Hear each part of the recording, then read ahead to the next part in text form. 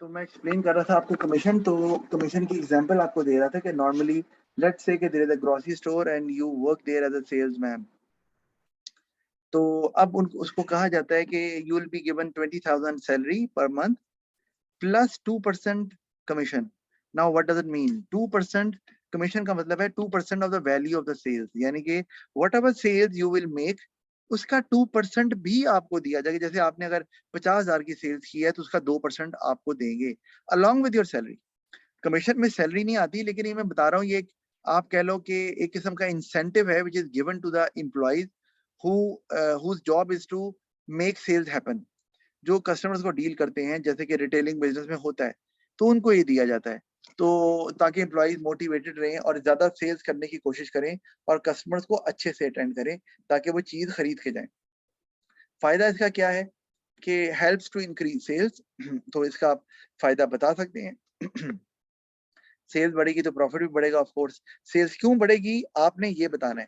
अगर आप ये बताओ कि सेल्स क्यों बढ़ेगी तो that is also part of analysis, ठीक है। और सेल्स बढ़ने से क्या होगा ये बताओगे, ये भी एनालिसिस है। अच्छा, तो ये इस तरह से अच्छी डेवलपमेंट हो जाती है। फिर staff is paid extra only when they sell more. हाँ, ये है कि अगर स्टाफ जो है वो कस्टमर कोई आता ही नहीं दुकान पे, तो अब स्टाफ किसको बेचे? नहीं बेच सकता ना, मतलब वो जो भी कोशिश कर लें, if there is no customer in the shop they will be helpless. तो इस लिहाज से वो शायद कोई भी मोटिवेशन ना क्रिएट कर सके फॉर द स्टाफ मेंबर्स। अच्छा, नुकसान क्या है? Increases the cost of the business. Yes, क्योंकि कमीशन जो है वो अदर देन सैलरी है, तो कॉस्ट तो बढ़ेगी, और कॉस्ट बढ़ने से क्या होता है ये आपको पता है, प्रॉफिट पे इम्पैक्ट आएगा। स्टाफ में सेल गुड्स टू दोज, क्योंकि ये जो कमीशन है ये रुकना नहीं है।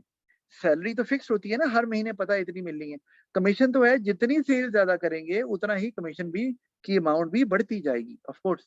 तो इसलिए कॉस्ट जो है ना वो एक यहाँ पर इम्पैक्ट डालेगी कॉस्ट पे। स्टाफ में sell goods to those who had no intention to buy which may spread a bad image। मतलब क्या हो जाएगा कि वो they will actually make an extra effort। अब वो extra effort कर रहे हैं but is that doesn't sound nice for the customers।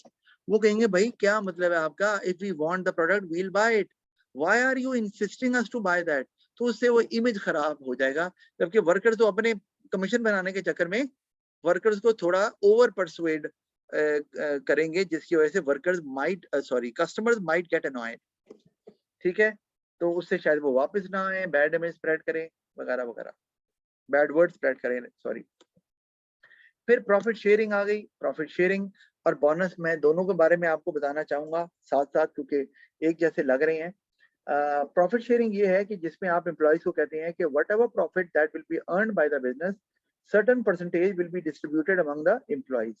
यानी कि वो कहते हैं कि प्रॉफिट सिर्फ ओनर्स को नहीं जाएगा, कुछ परसेंटेज जो है हम एम्प्लॉइज में भी डिस्ट्रीब्यूट करेंगे।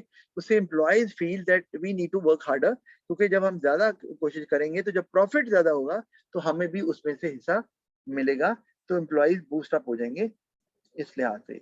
तो बोनस जो होता है ना, बोनस ये होता है कि जब कोई बिजनेस अच्छा करता है, प्रॉफिट ज्यादा होता है किसी साल में बिजनेस को, because of good performance of the business, end of course that would be because of employees.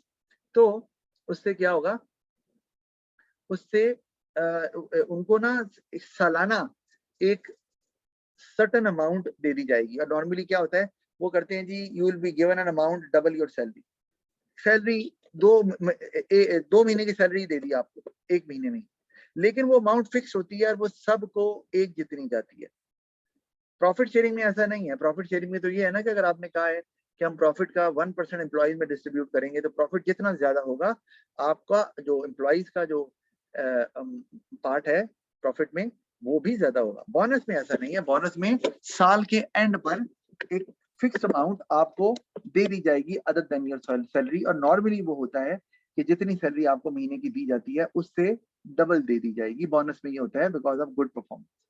अच्छा, अब फायदा क्या है? Employees goal can be set with a cash bonus option which can motivate employees to perform well. ये मैंने आपको बता दिया है। और दूसरा है costly for business of course, क्योंकि आपको उसमें जब दो दो महीने की सैलरी दे देंगे, साल के एंड पे देंगे बेशक, लेकिन देंगे सही ना, तो कॉस्ट बढ़ जाएगी। लेकिन ऐसे बिजनेस समझते हैं कि हमें अपने एम्प्लॉइज को क्या कहते हैं, मोटिवेटेड रखना है, और employees are the most important asset of the business. We can't lose our employees because whatever image we have developed in the market, that is because of our employees. They are honest, they are hardworking, they are loyal.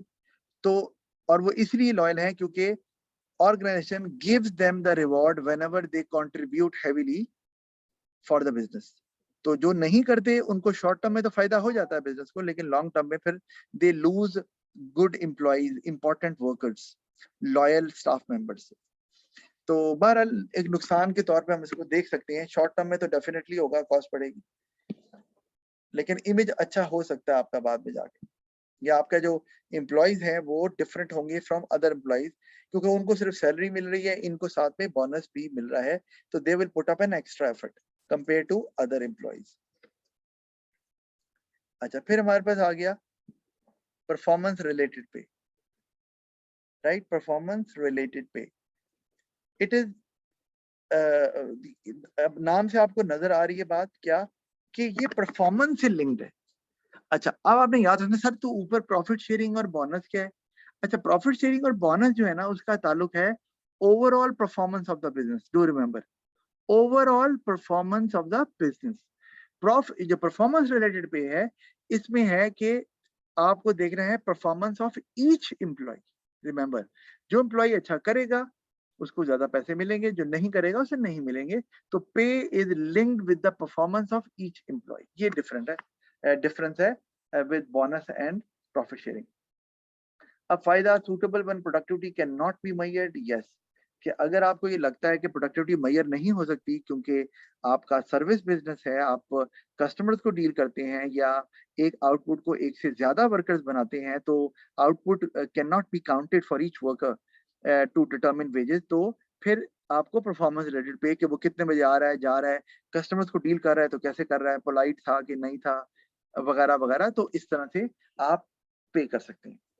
अच्छा, फिर employees become more vigilant to earn more pay. Yes, उन्हें पता है कि हम मेहनत करेंगे तो पैसे अच्छे मिलेंगे, नहीं करेंगे तो उनको मिलेंगे जो अच्छा करेंगे, हमें नहीं मिलेंगे। तो everybody tries to perform well in that case. अच्छा, नुकसान क्या है कि आपको बकायदा एक अप्रेजल सिस्टम चाहिए, सुपरवाइजर चाहिए, जैसे मैंने बताया था, कि वो हर वर्कर की परफॉर्मेंस को मॉनिटर करें क्लोजली। सिंपल इज दैट ना, ताकि देख सकें कि कौन वर्कर कितना अच्छा कर रहा है और उसके हिसाब से फिर उन्हें दें। तो it will be an extra burden on the management और it will increase the cost of the business as well. अच्छा, फिर कि यानी कि अगर मैनेजमेंट खुद देखेगी तो उसके पास और भी काम है, अब वो ये भी देखना शुरू कर देगी, और अगर वो कोई एक्स्ट्रा स्टाफ हायर करेगी तो उससे कॉस्ट बढ़ जाएगी। अच्छा, फिर सम वर्कर्स में consider that the rise in pay is not what they expected. हाँ, ये भी है, परफॉर्मेंस रिलेटेड पे से उनको पे तो ज्यादा मिल गई, लेकिन दे फील कि उनको ज्यादा मिलनी चाहिए थी। अगेन, अब ये कौन डिसाइड करेगा? ये तो मैनेजमेंट डिसाइड कर रही है, ठीक है? तो उसमें workers might not be happy in the same way as expected, कि यार मेरी तो है ना सैलरी 20,000 तो बढ़नी चाहिए थी, इन्होंने यार सिर्फ 10,000 बढ़ाई है। तो डिस्पाइट गेटिंग हायर पे, वो वर्कर्स हो सकता है मोटिवेटेड ना रहे, क्योंकि उनकी एक्सपेक्टेशन हो सकता है कुछ और। अच्छा, फिर नॉन मॉनेटरी और फाइनेंशियल रिवॉर्ड्स आ जाते हैं हमारे पास। Sir, I have to ask a question. Yes please. Sir, इसमें जो प्रॉफिट शेयरिंग है, इसमें जो लास्ट वाला पॉइंट है, ownership is further divided, sir please can you explain this? अच्छा, ये नहीं किया मैंने। ऑल राइट, ये शायद मिस हो गया मेरे से। प्रॉफिट शेयरिंग में, अच्छा पहला मैं देख लेता हूँ, advantage employees feel being part of the business, कि जी हमें प्रॉफिट मिल रहा है ओनर्स की तरह से, तो हमें रिवॉर्ड दे रहे हैं, हमें समझ रहे हैं कि we are part of the business and we are not only getting salary. तो उससे फिर लॉयल्टी जो है ना वो एक्सट्रीमली हाई हो जाती है। और आपको पता है loyal, there is no match when it comes to loyal workers. जितना मर्जी अच्छा वर्कर हो, अपना काम अच्छा करता हो, लॉयल वर्कर से अच्छा कोई नहीं है। क्यों? क्योंकि वो गुड वर्ड स्प्रेड करेगा और उससे ज्यादा कस्टमर जो है ना वो गेन करने में हेल्प मिलती है। अच्छा, employees put more efforts as now they have a share in the profit. ये आपको समझ आती है, मेरे ख्याल है इसको बताने की जरूरत नहीं है। Too long a percentage of profit may not motivate employees, sorry too low a percentage, ये भी बात कि आपको प्रॉफिट मिल रहा है सिर्फ 0.1%, आपको प्रॉफिट शेयरिंग हो रही है, तो वो इतना कम है कि वो आपको मोटिवेट नहीं कर पा रहा किसी भी तरह से। और फिर ओनरशिप इज फर्दर डिवाइडेड, मतलब ये कि प्रॉफिट शेयरिंग जब आप करेंगे तो अब प्रॉफिट शेयरिंग आपने याद रखना है कि ये दो तरह से हो सकती है। मैं आपको यहाँ पे लिख रहा हूँ प्रॉफिट शेयरिंग, या एक और चीज है यहाँ लिख रहा हूँ शेयर ओनरशिप। यहाँ लिखा नहीं हुआ, आप ऐड कर लो, लिखा मैंने शेयर ओनरशिप। इसमें क्या करते हैं कि आप ना वर्कर्स को जब अच्छी परफॉर्मेंस होती है बिजनेस की तो कुछ शेयर ऑफर कर देते हैं, यानी कि वर्कर्स को शेयर होल्डर बना देते हैं, चाहे बहुत छोटा सा शेयर होल्डर बनाए, but they do offer shares to their loyal workers as well. इसे बोलते हैं शेयर ओनरशिप। तो अगर ये भी करेंगे, क्योंकि दोनों तकरीबन एक जैसे हैं, फर्क ये है कि एक में प्रॉफिट डायरेक्ट दे रहे हैं, शेयर होल्डर नहीं बना रहे, दूसरे में शेयर होल्डर बना के प्रॉफिट मिलेगा, उसमें शेयर दे रहे हैं, ये फर्क है स्लाइड सा। तो उसमें जब आप शेयर देंगे तो ओनरशिप तो डिवाइड होगी ना फिर, क्योंकि अब उसमें और भी वर्कर्स आ गए हैं साथ में। क्या ख्याल है सकीना? Yes sir. राइट। तो अब हमारे पास इसी तरह से अगर हम आगे चलें तो ये आ गया नॉन मॉनेटरी और नॉन फाइनेंशियल रिवॉर्ड की तरफ चले जाते हैं हम। तो इसमें क्या मतलब है कि जो जिसमें मनी इन्वॉल्व नहीं है अदर देन मनी, तो चिल्ड्रन एजुकेशन फी पेड, ये बिल्कुल होता है ऐसे। और नॉर्मली अगर मैं आपको ये बताऊं तो जैसे टीचर्स होते हैं दे टीच इन स्कूल्स, तो देयर पेरेंट्स जो होते हैं जो सॉरी चिल्ड्रन होते हैं वो फ्री ऑफ कॉस्ट पढ़ रहे होते हैं, ठीक है, या बहुत कम फीस पे, तो वो यहाँ आता है डिस्काउंट ऑन फॉर्म्स प्रोडक्ट्स, क्योंकि स्कूल का प्रोडक्ट तो एजुकेशन है।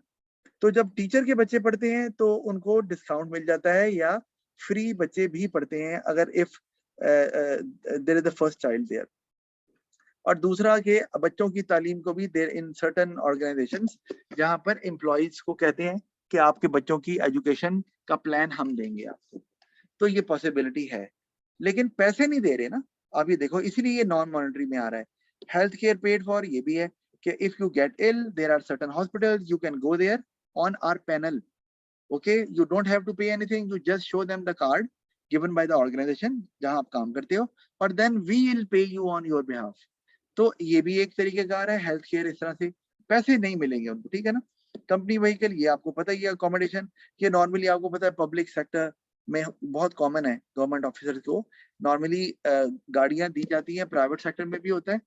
Company maintain cars and accommodation उनको दी जाती है, और वो as long as they work in that organisation, they serve the organisation, they keep on using that. और शायद वो व्हीकल कभी खरीद भी ना सके अपनी लाइफ में, उतना उस जैसा मकान भी ना खरीद सके, but they are able to use it, they have the privilege to use such facilities। तो ये एक बहुत बड़ा एडवांटेज है। फिर हॉलीडेज, यस, कि आपको हॉलीडेज मिल रही हैं, यानी कि आपकी पे नहीं कट रही है और आपको छुट्टियां मिल रही है, तो ये भी तो पे तो नहीं है, लेकिन ये एक एक्स्ट्रा एडवांटेज आ गया ना आपके पास। तो इसी तरह फ्री ट्रिप्स हैं, जैसे टीचर्स को ले लो, 3 महीने की छुट्टियां होती है ना, आप घर में बैठे हो, टीचर्स भी घर में बैठे हैं, लेकिन उन्हें पे मिल रही है, तो दिस हैपेंस। अच्छा, तो फिर हमारे पास आता है जी फ्री ट्रिप्स अब्रॉड, यस, ये भी है, लेकिन ये नॉर्मली होता है कि बहुत बड़ी ऑर्गेनाइजेशन हैं जैसे कि पब्लिक लिमिटेड कंपनी, जैसे कि मल्टीनेशनल कंपनी, तो they once a year they give free trips और tickets, air tickets to their employees, कि अगर फर्ज किया वो दुबई में रहते हैं और पाकिस्तान में वापस आना चाहते हैं, देयर फैमिली लिव देयर, तो वो उनको एनुअल टिकट दे देते हैं फ्री, कि आप जाएं फैमिली, समटाइम फैमिली के साथ घूमाएं, घूमना है तो, या आपको टिकट दे रहे हैं, you can go back to your own country, native country, और वहां पे जाके आप एंजॉय करें फैमिली के साथ, तो ये भी होता है।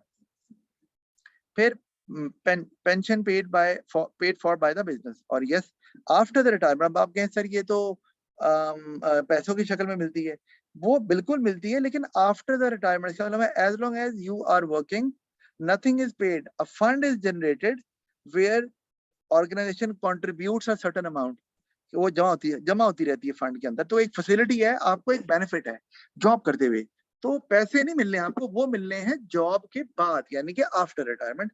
इसीलिए ये नॉन मॉनेटरी में आ रही है और मॉनेटरी में नहीं आ रही, क्योंकि वो आपको उस वक्त नहीं मिलती when you are working, cash की शक्ल में कुछ नहीं मिलता, राइट।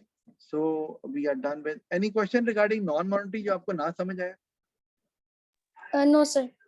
ऑल राइट, अब हम आ जाते हैं आगे ये जॉब इस पे, लेकिन ये थर्ड मोटिवेटिंग फैक्टर आ गया job satisfaction. We'll cover that in the next class and we'll move on to the next chapter as well. So as far as today's class is concerned, that's all. See you in the next class.